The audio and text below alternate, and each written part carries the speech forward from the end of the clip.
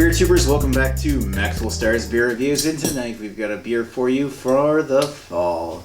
We're going to take a look at a pumpkin beer. Ooh, this time we're going to take a look at a beer that was sent to me by none other than the royalty himself, the king of beer tube, the man who has since retired from the limelight only to come out at WrestleMania beer tube style events and the occasional beer review whenever something new shows up in his area. And he's sent me a beer mail there a few months ago, back when he was still, had an announcement, announced his retirement. I'm going to take a look at a beer from Garrison Brewing. It's a Double Jack Imperial Pumpkin Strong Ale, 8% ABV, trick or treat. It says, Lordy, Lordy, Garrison gets Gordy with this scary big brew. Daniel carved up Cinderella pumpkins from the Dill family farm in Windsor, then added cinnamon, cloves, allspice, and nutmeg to create pure pumpkiny perfection. For a limited time, choose treat and then get to know Double Jack. Boo! No, really, that's what it says on the label. Boo! So I'm gonna take a look at this beer by myself, a massive 8% pumpkin beer, because I really need to drink it. This review is probably going to get uploaded this fall. I'm not sure if they're going to release this for the 2015 season or not, because this is a 2014 bottle.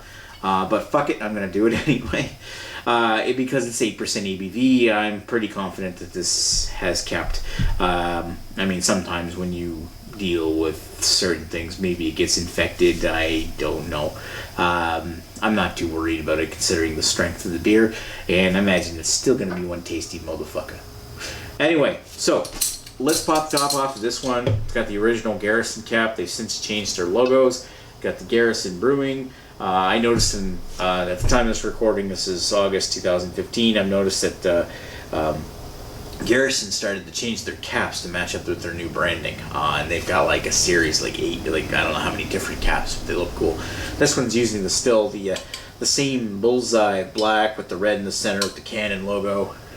Which is their classic cap, and I still like their classic cap. So it's almost like this bottle starting to, well, shit. It's almost got. I'm gonna test this one out to see if it's still good, because that really smells off.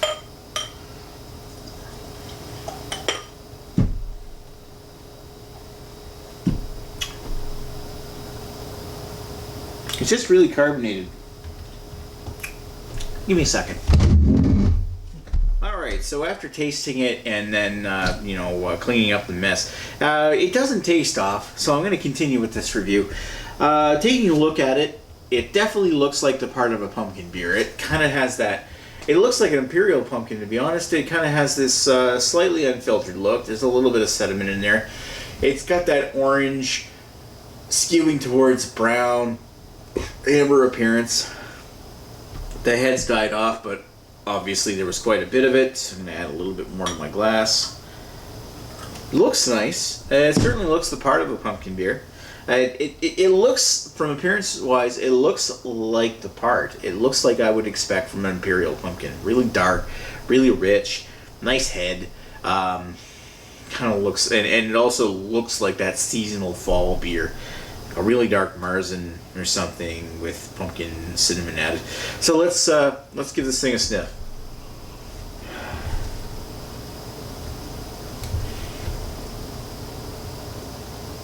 I'm getting cinnamon,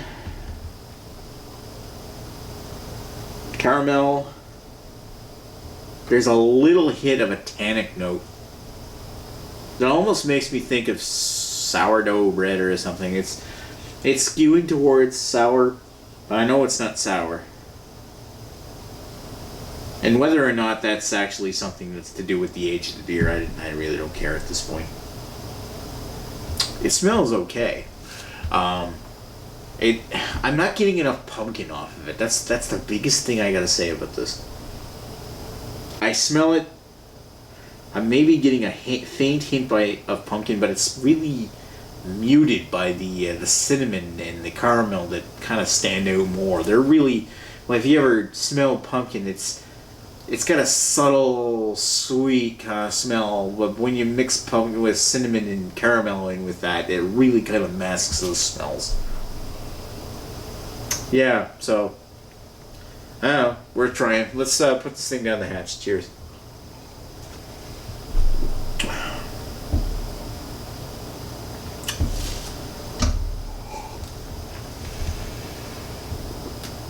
So the first thing I notice is on the tip of the tongue, I of course get the caramel. I get the cinnamon. I get lots of cinnamon. Fading into that, I get lots of clove as well. It's really rich in clove, and it almost reminds me of a holiday beer like Schneiderweiss Tap 7 or Tap 6. I think it's the Edelweiss, the one with a lot of clove in it. And it reminds me of like a Christmas pomander, which is a Christmas decoration. And I've gone over this on the channel before if you've been watching me for a while.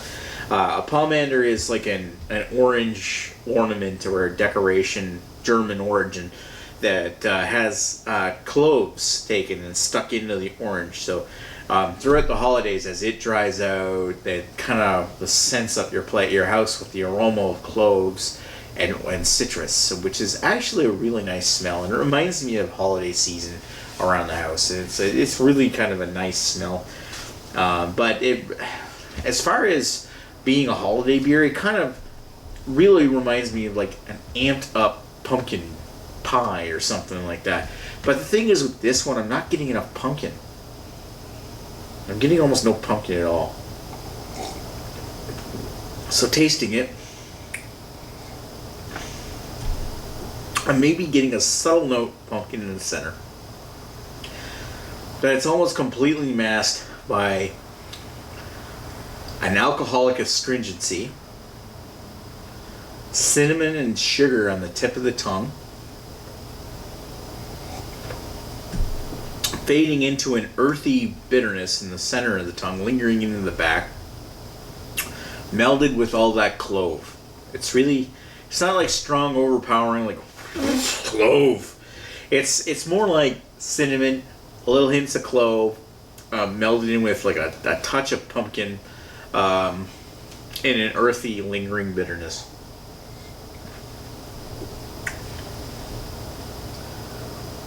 And it finishes, despite all the residual sugar, it kind of dries out your mouth. And it leaves that lingering citrusy clove taste with a hint of cinnamon, or that goes back and says what I said originally, and reminds me of a holiday beer. But this isn't a holiday beer. This is a fall beer. This is a pumpkin imperial ale. Imperial pumpkin ale. You know what? I gotta say, it's interesting. About the biggest negative thing that I can say about this beer is the fact that I don't get nearly enough pumpkin, and maybe due to the age, the pumpkin's faded a bit. The other part of it is they say on here they use Howard Dill pumpkins, which are those ginormous. You ever see those big competition pumpkins that are absolutely massive? Howard Dill was the one that was really famous for breeding the strain of pumpkins that grew those enormous pumpkins that were so massive they almost looked like they're like water balloons on the ground. They were massive pumpkins. But the thing was if you've ever had pumpkin pie made from them, or something made from, like Propeller's pumpkin ale is made from them, they have a much milder pumpkin taste. And this one kind of goes into that. There's really not much pumpkin to this, and that's the biggest detracting factor, is that you're advertising a pumpkin beer, and I'm not getting nearly enough pumpkin is what I want.